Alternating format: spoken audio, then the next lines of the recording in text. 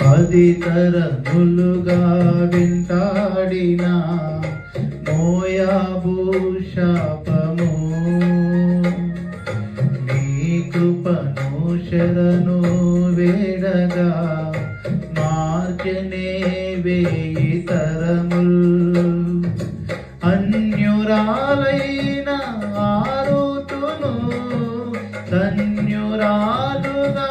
మార్చినది నీ కృపయే నన్ను దీవించగా ఏ శాపము నాపై పని చేయదు నీ కృపా ఆకాశము కంటే హెచ్చైనది నీ కృపా ఆకాశము కంటే హెచ్చైనది మౌనిగా ఎటులుండేదా సాక్షిగా ప్రచురించక